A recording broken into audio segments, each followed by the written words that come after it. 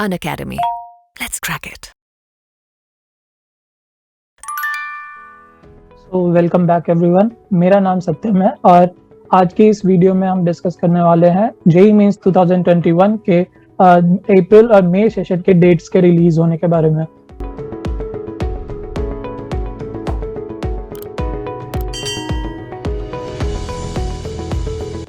Latest news के according NTA ने जुलाई में ही कंडक्ट करने का ये फैसला लिया है कि जेईई मेंस अप्रैल और मई सेशन, जो कि दो सेपरेट सेशंस थे, उन्हें कंसेक्यूटिवली ऑर्गेनाइज कराया जाएगा जुलाई एंड में और अगस्त स्टार्टिंग में।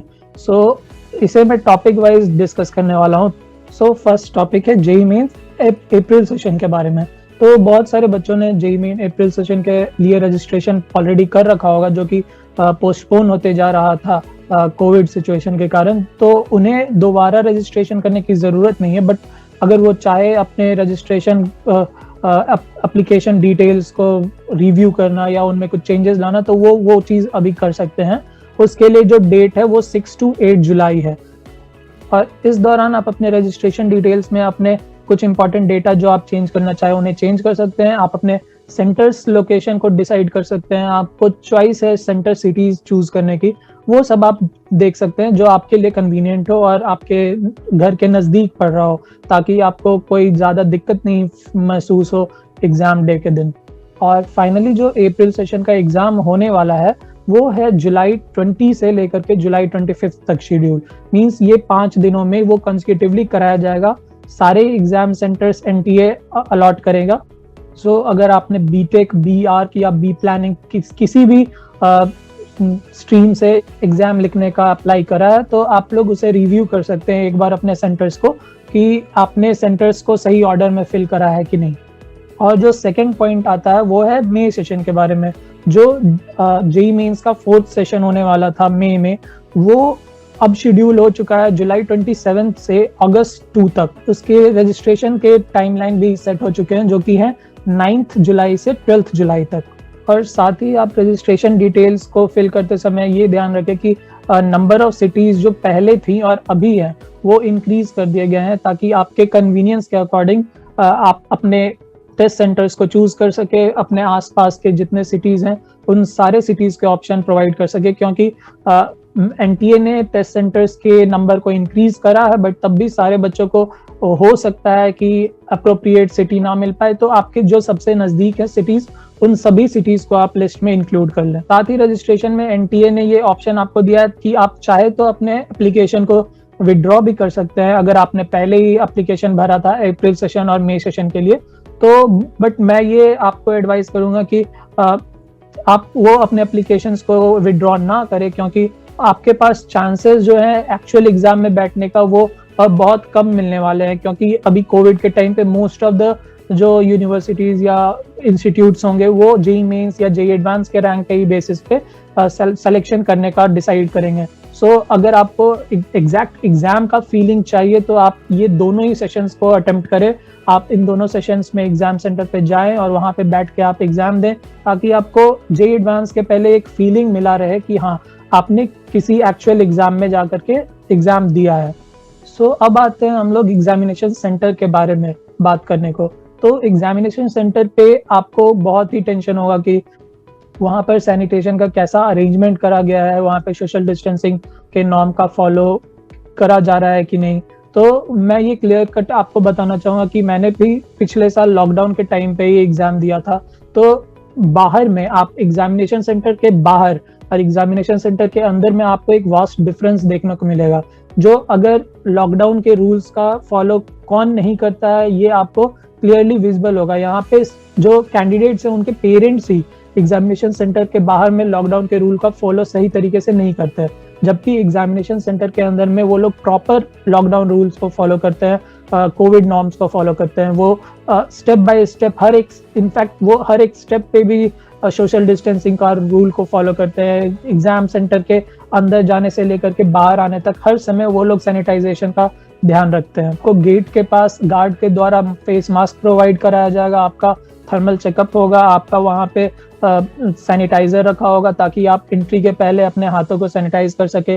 फिर जैसे ही आप अपने एग्जामिनेशन सेंटर हॉल में जाओगे, वहाँ पे भी आपको सैनिटाइजेशन डेस्क मिलेगा। साथ ही आपको वहाँ पे रजिस्ट्रेशन प्रोसेस होगा जो कि बिल्कुल कॉन्टैक्टलेस होगा, आपको बिना टच किए हुए रजिस्ट्रेशन करना होगा। वहाँ पे आप किसी भी रजिस्ट्रेशन पर्सन से ज़्यादा नज़दीकी मेंटेन करने की कोई ज़रूरत नहीं होगी, आपको उनके बगल में बैठने की कोई ज़रूरत नहीं होगी। सारी चीज़ें कॉन्टैक्टलेस तरीके से होंगे और आपके सीट और एक कंप्यूटर डेस्क को पहले ही से सैनिटाइज कर रखा होगा। वहाँ पे एक कार्ड भी होगा सिक्योरिटी के लिए कि हाँ, आपके इस पर्टिकुलर डेस्क को सैनिटाइज करा गया है पहले कि नहीं, आप उस कार्ड को भी देख सकते हो। साथ में आप वहाँ के वॉशरूम कंडीशंस को भी देख सकते हो, वहाँ पे प्रॉपरली सारी चीज़ें मेंटेन करके रखी जाती है। साथ ही सोशल डिस्टेंसिंग के नॉर्म्स को मद्देनजर रखते हुए एनटीए ने ये डिसाइड करा है कि एक पर्टिकुलर एग्जामिनेशन हॉल में जो कंप्यूटर डेस्क एक शिफ्ट के दौरान यूज किए जाएंगे, वो उनके बीच में एक गैप रहेगा और नेक्स्ट शिफ्ट में वो कंप्यूटर डेस्क अल्टरनेट हो जाएंगे। जो पहले वेकेंट थे वो नेक्स्ट शिफ्ट में अब फिल हो जाएंगे और जो पहले एक्वायर्ड थे वो नेक्स्ट शिफ्ट में अब वेकेंट रहेंगे। तो एक शिफ्ट के कारण जो भी वहाँ पे प्रीवियसली स्टूडेंट ने एग्जाम दिया है उससे कोई ट्रांसमिशन आगे ना फैले और वो बीच में रेगुलरली सारे ही कंप्यूटर डेस्क को सैनिटाइज भी कर देंगे। साथ ही अगर एग्जामिनेशन हॉल का हम बात करें, एग्जामिनेशन हॉल में एंट्री लेने के लिए आपको एग्जामिनेशन सेंटर पे पहुंचने के लिए भी टाइम स्लॉट्स दिया गया होगा, डिस्ट्रीब्यूट करा गया होगा कि इतने सारे बच्चे इस 15 मिनट स्लॉट में आएंगे, इतने सारे बच्चे इस 15 मिनट स्लॉट में आएंगे। तो ये आपको एडवाइस करा जाता है कि आप अपनी स्लॉट में आए और दूसरे के स्लॉट में ना आए ताकि वहां पे क्राउड ज्यादा बढ़े नहीं। और अंदर आप जिस तरीके से जाएंगे आपको लाइन में एक क्यू में जाने को बोला जाएगा। बारकोड रीडर से आपका एग्जाम सेंटर बताया जाएगा कि आपका कौन सा हॉल है। फिर आप अपने हॉल में जाओगे, आप वहाँ पे आराम से बैठोगे, एग्जाम दोगे। फिर जैसे ही एग्जाम फिनिश होता है तो वो floor by floor examination centre को खाली करवाते हैं ताकि कोई रश ना हो, कोई बच्चों का वहाँ पे क्राउड ना हो, स्टेयर्स पे कोई क्राउड ना हो। तो फर्स्ट फ्लोर पहले खाली कराएंगे, फिर सेकंड फ्लोर खाली कराएंगे, फिर थर्ड फ्लोर। तो इस तरीके से थोड़ा पेशेंस मेंटेन करना रहेगा आपको। एग्जाम फिनिश होने के बाद ज्यादा आप अपने सीट को छोड़ करके इधर उधर ना जाएं, आप वहाँ पे बैठे रहे जब तक आपको बोला ना जाए कि आप अपने सीट को छोड़ करके नीचे जा सकते हैं। साथ ही आप ध्यान दें कि आपको एग्जामिनेशन सेंटर पे जाने के पहले इंस्ट्रक्शंस में बताया गया होगा कि आपको एक पासपोर्ट साइज फोटो या आपके एडमिट कार्ड का फोटोकॉपी या ऐसी कुछ चीजें की जरूरत पड़ेगी, तो आप उन्हें अपने साथ ले जाना ना भूलें। और एग्जामिनेशन सेंटर में जाने पे जब कोई इन्विजिलेटर आपसे वो कलेक्ट करने आए तो आप ये ध्यान रखें कि आप उनसे कांटेक्ट ना बनाए, आप उनके पेन को यूज ना करें, अपने पेन को यूज करें सिग्नेचर वगैरह करने के लिए, ताकि कोई भी इस तरीके का कोविड ट्रांसमिशन ना हो। अब आते हैं एग्जाम शुरू होने के पहले के टाइम पे। तो जब आप एग्जामिनेशन सेंटर में अपने सीट पे बैठ गए होगे तो आप ये बस देख रहे होगे कि सारे बच्चे धीरे धीरे करके हॉल में एंट्री कर रहे हैं। तो आपके पास वहाँ पे बहुत ज्यादा टाइम होता है, लगभग 2 घंटे या अप्रॉक्स 90 मिनट्स का टाइम होता है, स्पेयर टाइम, जो कि एग्जाम शुरू होने से पहले होता है। तो उस दौरान आपको क्या करना है, तो फर्स्ट मैं एडवाइस दूंगा कि आप ट्राई करो वहाँ पे सोने की।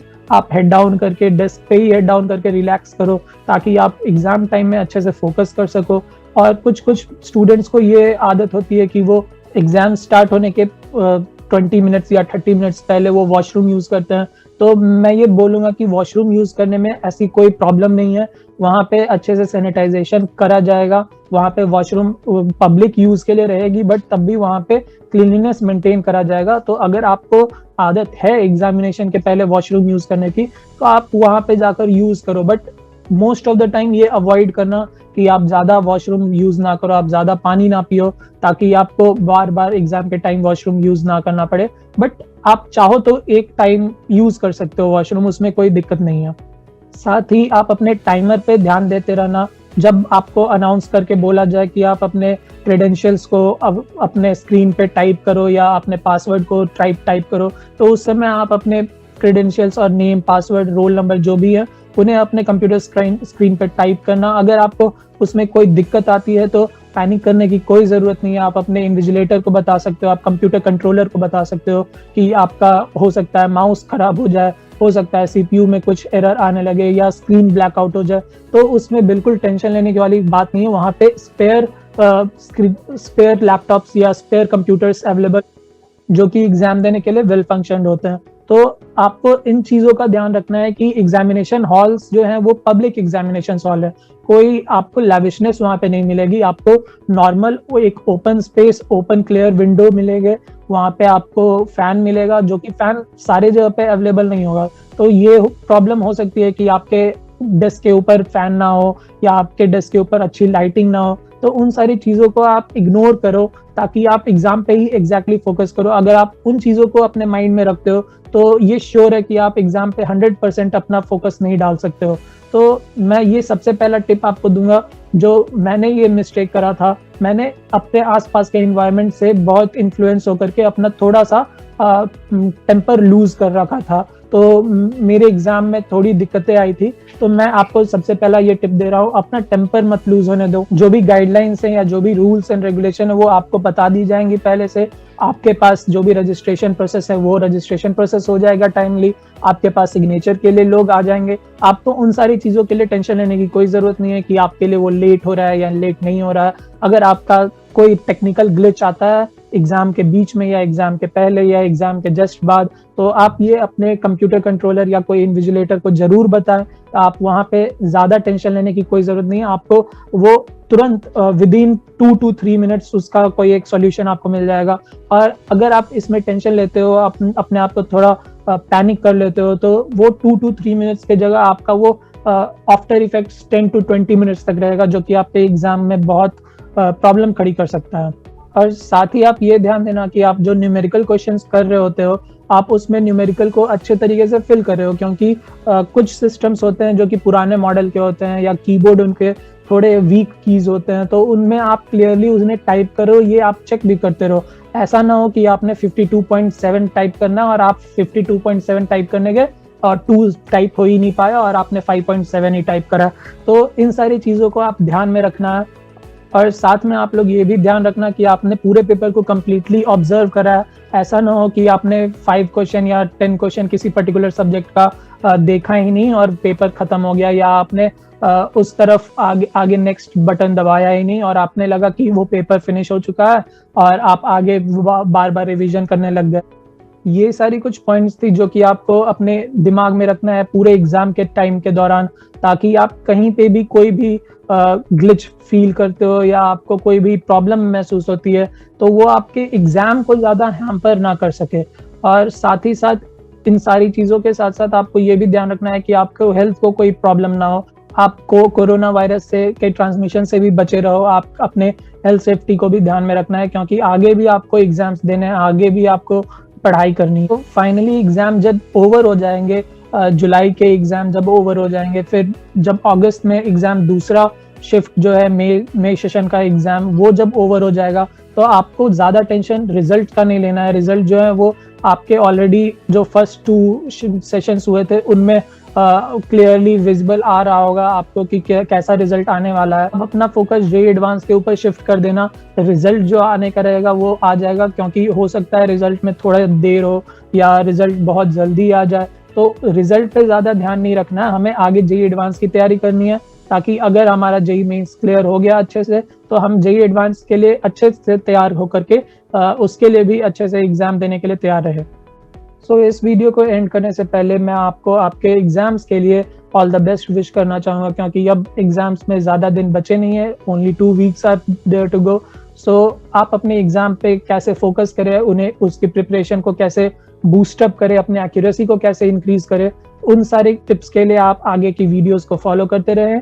और अगर आपको ये वीडियो अच्छी लगे तो इसे शेयर करें अपने फ्रेंड्स और रिलेटिव्स के साथ, और साथ ही इस वीडियो को लाइक करें और रैंकर्स एवेन्यू चैनल को सब्सक्राइब करें, ताकि आपको आगे भी इसी तरीके के इंफॉर्मेटिव वीडियोस मिलते रहें।